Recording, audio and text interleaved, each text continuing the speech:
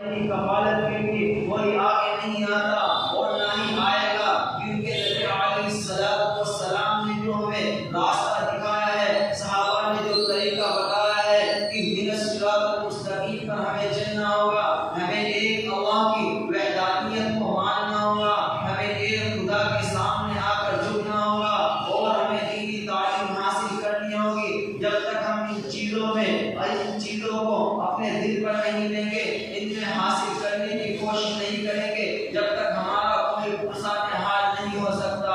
آپ نے دیکھا ہوگا تقریباً ابھی 15 دن پہلے مظفر نگر کے اندر ہماری بیٹیوں کے ساتھ کیا ہوا، کیا وہ گھر سے شاپنگ کرنے کے لیے نکلی تھی؟ آپ سبھی واقف ہوں گے، کیا وہ کسی اور کام سے نکلی تھی یا کسی گھر والوں نے انہیں مزدوری کے لیے بھیجا تھا؟ ہرگز نہیں بھیجا تھا، انہیں تعلیم حاصل کرنے کے لیے بھیجا تھا۔ کون سی تعلیم حاصل کرنے کے لیے بھیجا تھا؟ دنیاوی تعلیم حاصل کرنے کے لیے بھیجا تھا۔ وہ دنیاوی تعلیم، جب آدمی دنیاوی تعلیم حاصل کرتا ہے تو اس کے دماغ کے اندر دنیا بس جاتی ہے، وہ دنیا کمانے کے پیچھے پڑ جاتا ہے۔ اور یہ حالات ہم نے اپنے مظفر نگر کے اندر دیکھ لیا۔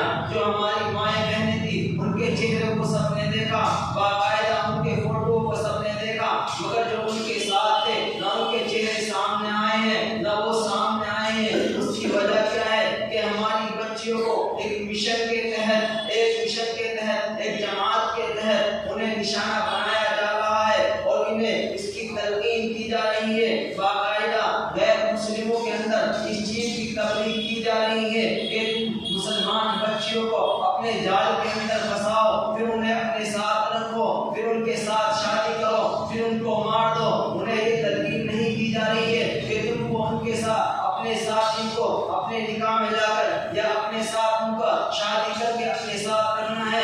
کیوں؟ اس لیے کہ انہیں بھی دکھ رہا ہے ہمارے گھر کے اندر بھی مائیں بہنیں ہیں۔ اگر ہم اپنے بچوں کو یہ تلقین کریں کہ تم مسلمان لڑکیوں سے انہیں پھنسا کر بہلا پھسلا کر اپنے جال کے اندر پھنسا کر شادی کر لو، تو کل کو پھر ہماری بچی کہاں جائیں گی، لیکن کدھر کی رہیں گی؟ اس لیے انہیں ایک مشن کے تحت بتایا جا رہا ہے کہ تم مسلمان بچیوں کو اپنے جال کے اندر پھنساؤ، اپنے پیار کے جال میں پھنساؤ، پہلا پھسلا کر اپنے ساتھ لے آؤ اور مار دو۔ کس طریقے سے ان ظالم تمہارے پیچھے جال بچھائے ہوئے ہیں، ان کا مشن بہت پرانا ہے، تقریباً 125 سال سے ان کی تیاریاں چل رہی ہے کہ مسلمانوں کو کس طریقے سے برباد کیا جائے، لیکن ہم آنکھوں پر پٹی باندھ کر اپنے بچوں کو غیر مسلموں کے کالجوں کے اندر بھیج رہے ہیں۔ یا مسلمانوں کے اندر اتنی استطاعت نہیں ہے کہ وہ اپنے کالج قائم کریں؟ اللہ کا شکر ہے آپ کے شہر دیوبند کے اندر تو مسلمانوں کے اچھے خاصے کالج ہیں، پھر بھی غیر مسلم کالجوں کے اندر اپنی بچیوں کو بھیجا جا رہا ہے۔ بڑے بڑے اچھے گھرانے والے، اپنا آپ کو بزرگ کہلوانے والے، جو بتاتے ہیں کہ ہمارے دادا تو فلاں عالم تھے، ہمارے دادا شیخ الحدیث تھے، ہمارے دادا خان کا چلاتے تھے، ان کے بچے غیر مسلموں کے کالج کے اندر جا رہے ہیں۔ حضرات کی سوچنے کا مقام ہے، جب ہمارے بڑے اس طریقے سے کریں گے تو ہمارے چھوٹا جو مزدور طبقہ ہے وہ تو خاص طور سے اس راستے پر چلے گا۔ جو بڑوں کو دیکھ کر آدمی چھوٹا بھی اسی راستے پر چلتا ہے جس راستے پر گھر کے بڑے چلتے ہیں۔ اگر کسی کو میری بات بری لگے تو میں معافی چاہتا ہوں، مگر میرا کام آئینہ دکھانا ہے۔ اگر کسی کو برا لگے سامنے سے ہٹ جائے۔ میں منبر پہ بیٹھ کر کسی کو خوش کرنے کے لیے نہیں بیٹھا ہوں، میں اللہ کے رسول کے منبر پر بیٹھا ہوں، تو میرا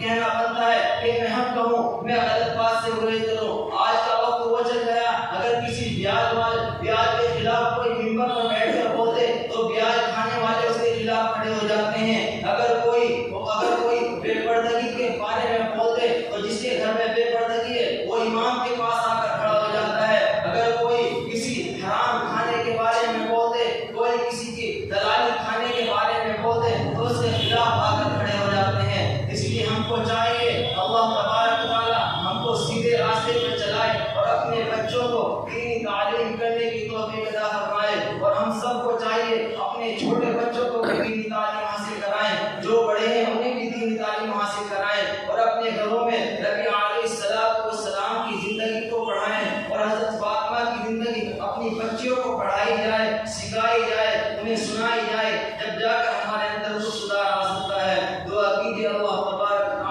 سب کو عمل کی توفیق عطا فرمائے۔